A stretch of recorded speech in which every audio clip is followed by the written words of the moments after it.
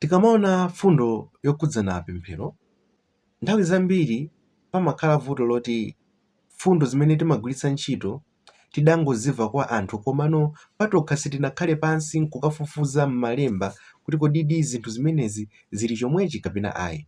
Ndiye tiona fundo zingapo. Fundo yambirira tikuyipeza pa Aroma chapter 8 verse 26 pamene akunena kuti momwemonso Mzimu amatithandiza ife nkufoka kwathu. Ife sitidziwa momwe tiyenera kupempherera, koma Mzimu mwini amatipempherera mobuwula ndi mawu osafotokozedwa. Koma Iye amene amasanthula mitima yathu amadziwa maganizo a Mzimu, chifukwa Mzimu amapempherera oyera mtima molingana ndi chifuniro cha Mulungu. Ife sitidziwa mmene tikuyenera kupempherera. Ifeyo ndi amene anenedwa pa 27 kuti oyera mtima. Umatha munthu kudutsa nyengo yothina nkusowa chonena kuti kodi Ambuye ndimuwuze kuti chani, ndipemphere mwa mtundu wanji kuti ineyo ndikayankhidwe. Akuti Mzimu amatipempherera m'malo mwathu. Chinthu ichi ndichopatsa mtendere komanso chitsimikizo, chifukwa si ukadaulo wakapemphereredwe kanu kamene kakupangitsa kuti inu mulandire chosowa chanu kapena pempho lanu. Chiyembekezo chathu, kutsimikizika kwathu kukudalira pa Mulungu, kuti Mulungu mwini ndi amene akutichitira koposa zimene ifeyo tingafune kapena kupempha. Pa 27 akunena kuti Mzimu ameneyo amapemphera molingana ndi chifuniro cha Mulungu. Kodi inu mumadziwa chifuniro cha Mulungu? Utokhala osadziwa chifuniro cha Mulungu kuti kodi Mulungu akufuna chani pa chinthu chimene ine ndikudutsa mochi? Chifukwa chani ine ndikudutsa mu zinthu ngati zimenezi? Mzimu akupemphera kwa Mulungu molingana ndi chifuniro chake. Chimenechi chikatipatsa ife chiyembekezo. Sitikuyenera kukhalanso akakasi. Inde ndichovuta kunena kuti mwakamodzi ndi kamodzi pamene kudutsa mu nyengo zowawa usakakhale kakasi. Komanso sindikutanthauza nawo kuti mavuto ndi chinthu chonena kuti tingachimwetulire ngati kuti sitikudutsa mu zowawa. Ayi, ukudziwa ndithu, ukuva ululu, ukudandaula, koma ukuyembekezera pa Mulungu chifukwa Iyeyo Mzimu wake ukutipempherera m'malo mwathu, komanso molingana ndi chifuniro chake cha Mulungu. Ndiye chifukwa chonena kuti Mzimu ameneyo adapatsidwa kwa ife pamene tidakhulupirira uthenga wabwino ali mwa ife. Mulungu amene amadziwa maganizo a Mzimu ndi amene amasanthula maganizo nadziwa chimene ifeyo tikufunikira. Fundo yachiwiri nayi Aefeso chapter 3 verse 20.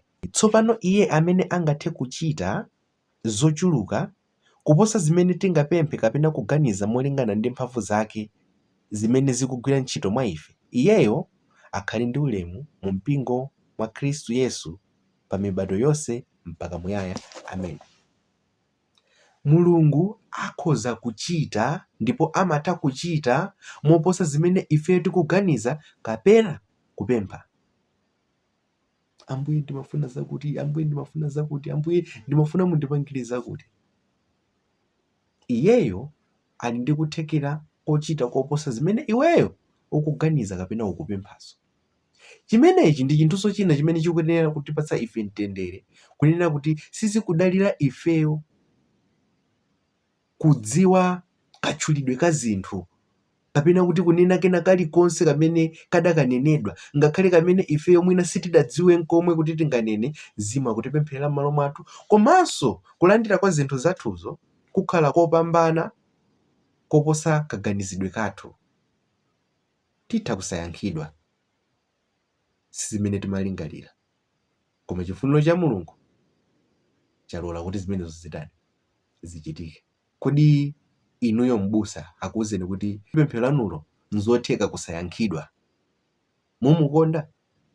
Koma ndi zimene mawu akuti onetsera, ndi vumbulutso limene tikuyenera tililingalire likhazikike mtima mwathu. Zimenezi zitithandiza kuti tisamakhale anthu osweka mtima pamene chimene tapempha kwa Mulungu sichidachitike. kotero tikayanjana ndi Mulungu kunena kuti chifuniro cha Mulungu chachitika. Komanso ndi zotheka kunena kuti ifeyo tapempha chinthu, ife timachionera apa, Mulungu nkutipatsa kulekeza pamenepo. Chifuniro cha Mulungu chachitika. Chimene chingatipatse mtendere ndi chani? Kuti inu pemphero lanu likayankhidwe chifukwa cha kuthekera kwanu nkapemphereredwe, kapena kuthekera kwa Mulungu kutipempherera m'malo mwathu mwa mzimu wake, komanso kutipempherera molingana ndi chifuniro chake, komanso kutipatsa moposa maganizidwe athu kapena zopempha zathu.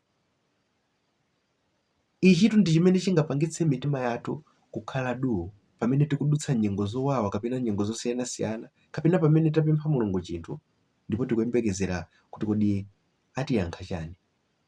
Mulungu atha kuyankha, Mulungu athanso kusayankha. Koma mtendere wa Mulungu ukasunge m'mitima yanu. Ntchito yathu ndiyo mufotokozera Mulungu nadalira pa Iye, nakhala othokoza chifukwa tili ndi zina zimene sitithanso kumuyamika Mulungu, koma sikuti Mulungu akugulitsa ubwino wake ndi ubwino wathu. Akutiyankha, akutipatsa mwa chisomo chake, mwa chifundo chake, komanso mwa ukulu wake, mwa kufuna kwake.